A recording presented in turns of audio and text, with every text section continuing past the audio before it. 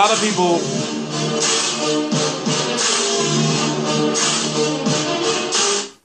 they kind of did Golovkin and Lemieux kind of dirty, because this episode, HBO 24/7, is called HBO 24/7 Road to Golovkin versus Lemieux, is going to be premiering shortly after Matisse versus Postol Eastern Standard Time around 12:15 or so a.m.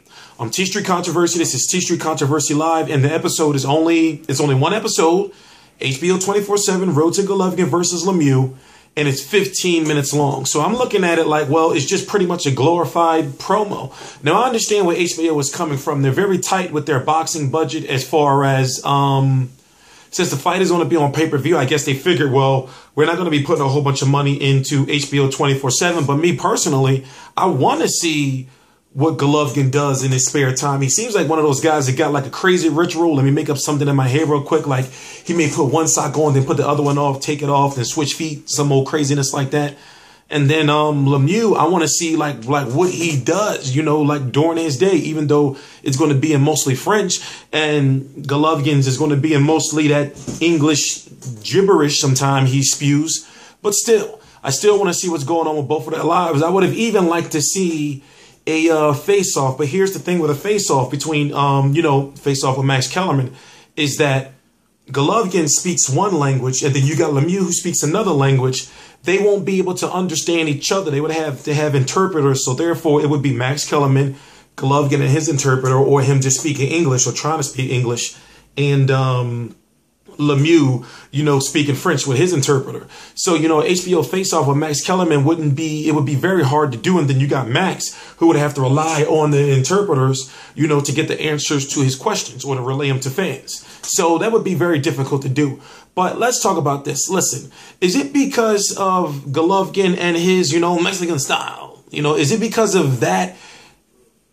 Like, is that the reason why he comes across as being somewhat defensively flawed? If you get where I'm going with this, I'm not saying that he doesn't have defense. He has he has a very good chin. He's never been down in his pro career, never been in his amateur career, period. But sometimes he takes just too many clean punches. And I'm thinking to myself, going up against a guy like David Lemieux, that gives a guy like David Lemieux a chance, especially in the earlier rounds. But see, one thing we've seen about David Lemieux is even though he hasn't been like knocked out, he's been knocked down and beat up by Marco Antonio Rubio of all people. So that has me, giving Golovkin the edge. And Golovkin is really actually a pretty good boxer. But if you look at some of the shots that he's taken from Gabriel Rosado, Willie Monroe, Curtis Stevens, I'm thinking, well, now this is a time where he's actually going up against what fans call a beast. And we know one thing about David Lemieux is that he's coming out there to put a boot in your ass. He's not coming out there to box. So therefore, he's coming out there to try to knock Golovkin out in a few rounds. But if you don't know, a lot of people seem to have forgotten or may not have known at all that this fight is on pay-per-view. It's going to be, I believe it's $54.99. I don't want to be making up prices, but basically it's on pay-per-view, so you're going to be paying more than $50. You got Roman Rocky Martinez on the Roman Gonzalez on the undercard. And basically, I'm buying the pay-per-view. I've been hearing a lot of fans saying they're buying the pay-per-view. But what I'm looking at it like this. What I'm looking at it is, I look at it as you got Golovkin, who's been getting or reaching 1 million households. And it seems as though he's been gaining steam, being able to build a home in Madison Square Garden and bringing good ratings on HBO. This is HBO saying, okay, well, we got David Lemieux, who's known among hardcore fans to be this up-and-coming guy that fans want to see go up against big-name competition, even though David Lemieux hasn't really been fighting anybody, but the people that he has been fighting, Aside Ndam is good. Fernando Guerrero, I didn't think he was going to do that to him. But what I'm saying is, he's been fighting competition and just basically blowing right through him, looking like a beast.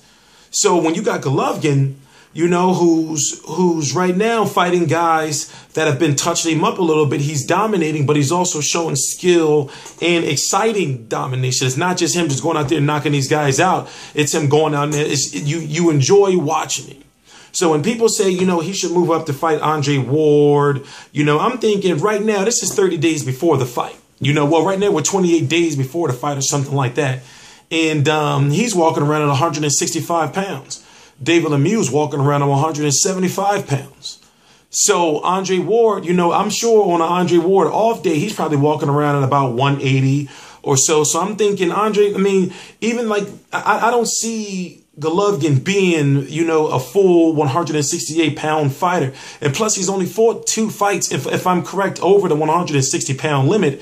And if I'm correct, he's never weighed in more than 162 pounds.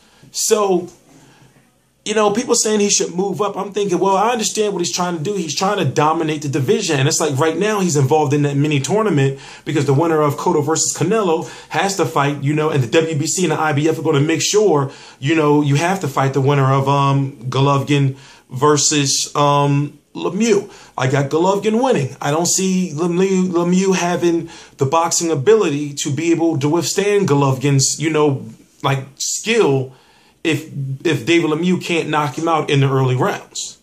So it all depends on how you look at it. But the winner of this is supposed to fight the winner of Cotto versus Canelo. And then whatever happens with that, maybe, with the grace of God, his intervention, that we could see the winner of this tournament between, once again, let me say the names, Cotto, Canelo, Golovkin versus Lemieux, maybe fight Floyd Mayweather. Maybe. Of course, I know that's a big maybe, but that would be an ultimate accomplishment for Floyd to fight any of those guys, even though I'm saying not Lemieux. I don't ever see him fighting David Lemieux.